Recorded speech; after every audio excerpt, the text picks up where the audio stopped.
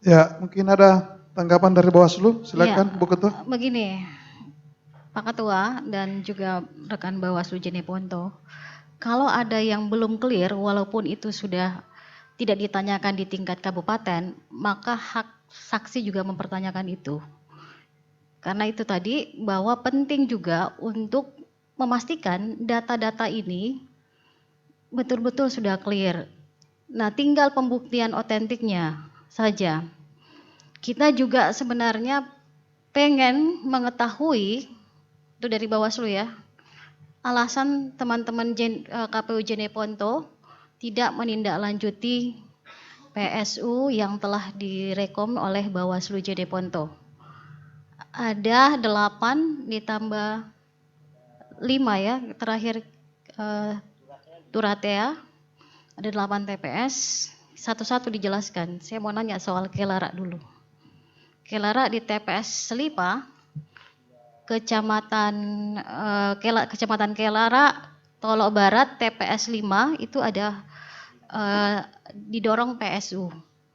Nah, kenapa PSU-nya? Satu, karena ada 51 pemilih DPK yang diasistensi oleh rekan-rekan Bawaslu Jeneponto dalam kondisi yang abnormal. Satu, dalam DPT 478, pengguna DPT 307. Saya TPS 5 ya. Ini yang diatensi DPT 512 264, DPK-nya 51. Nah, saya ingin menanyakan bahwa saya kira syarat PKPU jelas terkait PSU. Jika ditemukan pemilih yang, mana catatan saya ini, lebih dari satu orang menggunakan tidak terdaftar dalam pemilih dan mendapatkan kesempatan memberikan suara pada TPS, itu potensi PSU. Termasuk pemilih yang menggunakan memilih di 2 TPS yang berbeda. Data yang disampaikan ini berdasarkan daftar hadir ya. Daftar hadir khusus ada sebanyak 51. Temuan kami bahwa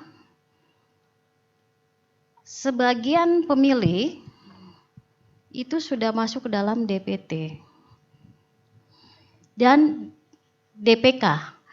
Statusnya DPK tetapi terdaftar di DPT di TPS yang sama, yaitu TPS 5. Saya mau sebutkan satu persatu biar jelas.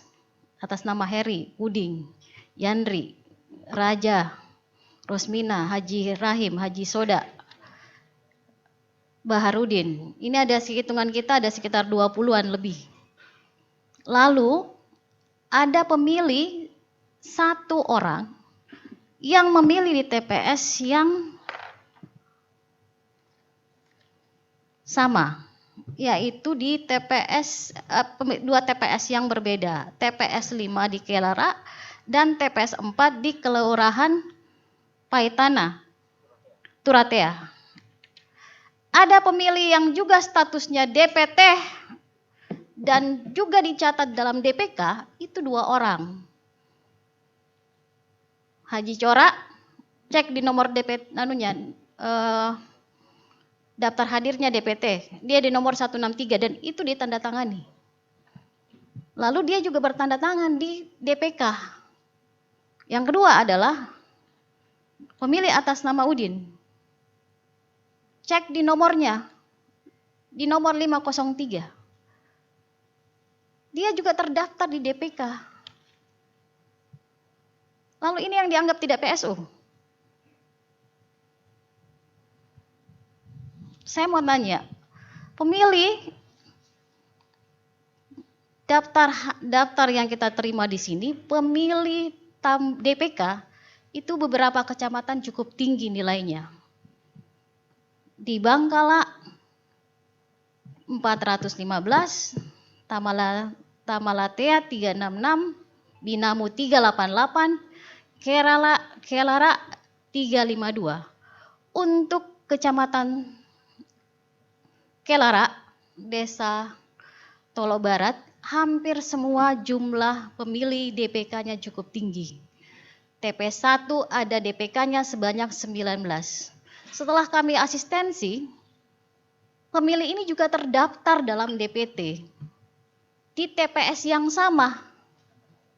Dan coba dicek atas nama Debbie, Kena, Asrullah, Rahmat, Darwis, dan Nurman. Itu ada semua dalam DPT. Tetapi kelalaian petugas itu memasukkan ke dalam DPK. Kemudian TPS 2 ada sebanyak 16.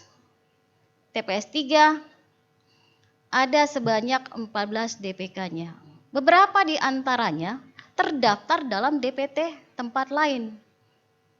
Ada yang namanya Asri Ngai, terdaftar di TPS 3 Kota Palopo. Andi Kamarudin TPS 3 Tamalate Makassar. TPS Saifuddin TPS 3 di Wara Kota Palopo dan Said di Makassar. Keempat-empat ini kalau bicara tentang KTP setempat tidak bersyarat untuk mencoblos di TPS 3 sebagai status DPK. Maka membutuhkan pembuktian dokumen KTP-nya. Jadi kalau bisa dibuktikan ada beberapa sebenarnya juga. Ada di TPS 2 ada 6 DPT lain luar daerah, bahkan luar provinsi. Antar kabupaten, antar kecamatan, antar provinsi. Nah, juga di TPS 2 Tolok Barat ditemukan absensi yang abnormal. Bahkan sempat viral ya, KPPS dinyatakan menandatangani daftar hadir. Itu kemudian tidak ada klarifikasi dari KPU sebagai pemegang otoritas yang harusnya melakukan advis ke bawah terkait dengan situasi yang tidak umum ini. Harusnya ada tindakan yang konkret yang dilakukan oleh teman-teman KPU.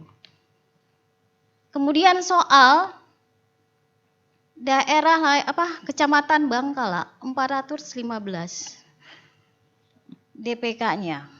Kita juga ingin bahwa kualitas kerja ini harusnya sama-sama antara KPU dan Bawaslu.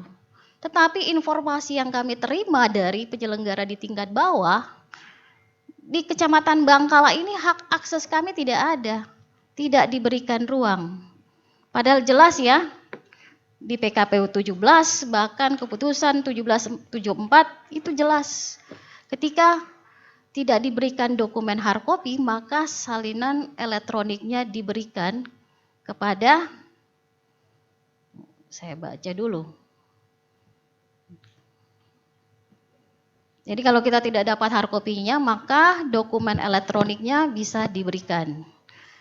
Nah, bukan cuma C hasil salinan, tapi daftar hadir pemilih tetap KWK, daftar hadir pemilih pindahan, daftar hadir pemilih tambahan, kejadian khusus bisa diberikan kepada saksi, pengawas TPS, untuk memastikan bahwa semua orang bisa mengakses. Kenapa? Tujuannya apa? Penyandingan data itu dibutuhkan ketika ada masalah di bawah. Tapi sampai hari ini pun kita tidak mendapatkan dokumen itu. Ini mohon diatensi Ketua, terkait dengan persoalan di Jeneponto. Kita punya beberapa catatan, saya kira ini penting untuk kita lihat bahwa dalam konteks kita memastikan bahwa penyelenggara kita berjalan dengan baik, maka perlu dilakukan verifikasi kembali terkait data-data yang mungkin belum selesai di tingkatan kabupaten tetapi ditemukan di forum ini, mohon diklarifikasi. Terima kasih. Download Tribun X sekarang, menghadirkan lokal menjadi Indonesia.